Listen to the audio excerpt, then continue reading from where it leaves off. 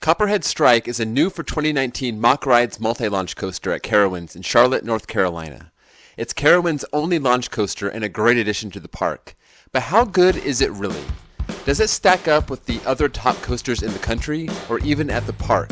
Today I'll be looking at the pros and cons of Copperhead Strike.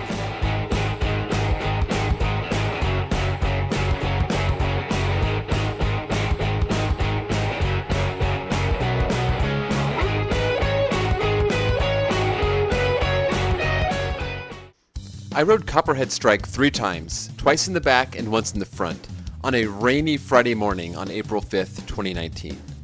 So let's take a look at the layout. So this ride starts with a bang, the JoJo roll right out of the station, great hang time. You then take a right turn, and then you head straight into the barn. And this is where you stop and you wait for the launch. And then on the left side, you can't see it here because it's before the park opened, but Granny starts yelling at you, and you have to zoom away from her. And that's when you launch, 50 miles per hour, right out of the barn, into the first vertical loop, which does give great hang time. And then you go straight into the ejector airtime hill, and then into a corkscrew, and then you start hitting these bank turns. You hit 2 of them in a row. And then you hit another airtime hill, and then you hit the launch that actually is itself an airtime hill. And then you hit one more airtime hill until you hit the cutback. So then you hang there for a second, come back down into a bank turn, and then into the second vertical loop. And then you come down, and then you hit a stangle dive that goes through the first vertical loop. And then it's really, at this point, the twister finale. It's a whole lot of bank turns as the track kind of winds around itself, and then it works its way back towards the station, and then you get one more good pop of airtime right there until you slide right into the brakes. So that's Copperhead Strike's layout. Now let's talk about the pros and the cons. The first pro is that it's a long ride. At least it feels like one. It packs in 5 inversions as well as airtime hills and a twisted finale to end the ride. It's hard for me to believe that anyone would come off this ride disappointed by the length, even after waiting an hour or 2 in line for it.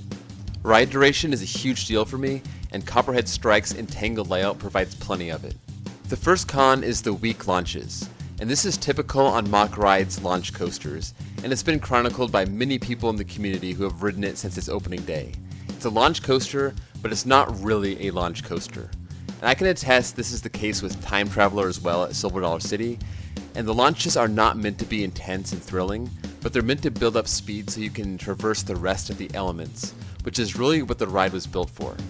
So even so, the super mild launches to me are a con on this ride, and a faster acceleration that makes you feel it in your stomach, even a little bit, would have been a great thing on this ride. The second pro is the airtime moments. And there are 2 good ejector moments, one after the first loop, and the other right before the second launch. There's also the floater hill, which is the second launch, and it looks awesome, and it does have some of that floater feeling to it. The ejector hills are pretty strong, and if you have long hair, it'll be flying straight up in the air. Unfortunately, this may be the only thing flying straight up in the air because of the second con. And that second con is the lap bars. Don't get me wrong, I like these a lot more than the over-the-shoulder restraints, and especially Skyrush's lap bars, even though they look kind of similar.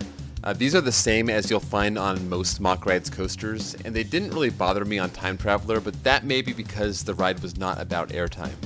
The lap bars are comfortable at first, but they really do come down hard on you, and they prevent you from feeling any of that great airtime the ride has to offer.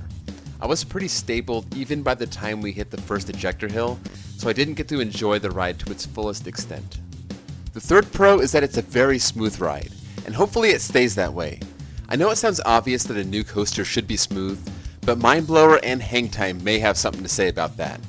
I don't have any experience with how a Mack Rides coaster ages since the oldest coaster I've ridden by Mack Rides is Time Traveler, but for now you'll definitely get a smooth ride on Copperhead Strike. I always save the most major pro and con for last, so the third and final con is that I thought it ran really slow. And this could have something to do with the time of day I rode it. It was a cold, rainy morning. But from all the POVs and animations, it seems to run about that slow as it crawls through the elements. The twisted finale just kind of meanders around before it glides into the brake run. This coaster has zero intensity, and I am in no way someone who craves super intense rides. In fact, I'm the opposite. I prefer smooth rides with big drops in airtime.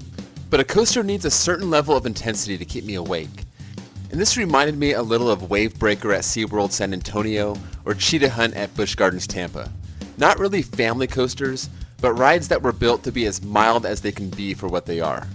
Copperhead Strike is a 5-inversion, 50-mile-per-hour multi-launch coaster, which sounds amazing on paper, but the ride itself was just void of much excitement, and after 3 rides, I didn't have a burning desire to get any more. The fourth and biggest pro is the hang time. And the only advantage of a ride with bad pacing through its inversions is that those rides offer great hang time, and this ride was built for it. Right out of the gate, you roll into that JoJo roll, which hangs you upside down by just your lap bar, and I found this very similar to the Lagoon roll on Cannibal. The first loop has great hang time, and so does that inverted top hat / cutback element after the second launch. And for those who haven't experienced good hang time, it's basically upside down airtime. The centripetal force of a fast-paced inversion dissipates as you slow down at the top and you start floating out of your seat. It's a cool feeling, and this is Copperhead Strike's best feature. And I do have a bonus pro, and that's the theming and the queue. This is such a well-themed Cedar Fair coaster. The theme doesn't make a whole lot of sense, but the queue is littered with theming, and the barn where you wait for the first launch is done very well. If you have to wait in line for this coaster for a long time, bring your camera. The queue is underneath the entire layout, and you can get so many great angles of this ride. I went on an empty day, but I seriously wouldn't have minded waiting in line for this just because the queue is a photographer's dream. I even went into the line later in the day just to walk around and get pictures and video. And just note that you're not allowed to bring loose articles into the queue. It's the same policy as they have on Fury. So you can have whatever fits in your pockets, but bags, umbrellas, souvenir bottles, big cameras, all that needs to go into a locker. So all in all, I was not too impressed with this coaster. I had it ranked as my #1 projected new credit of 2019, and after my first trip of the year and 7 new credits, it does stand currently at #1, but it won't take a lot to beat it. I've ranked this coaster outside my top 50 for now, and I have this ranked at number 92 out of 390. I would rank this solidly behind the 3 B&Ms in the park, but thanks to a lack of competition, it's an easy number 4 at Carowinds. I tried to go in without big expectations based on what everyone was saying about it, but I was expecting it to be a little more intense and for me to feel the airtime a little bit more, but neither of those panned out. But I'm still happy that I got to ride it, and I think it's a perfect addition to the park since they really needed a launch coaster, and it'll definitely be a crowd pleaser. So that's all I have to say about Copperhead Strike. Let me know what you think about my review or the ride itself in the comments below, and I'll see you guys all next time.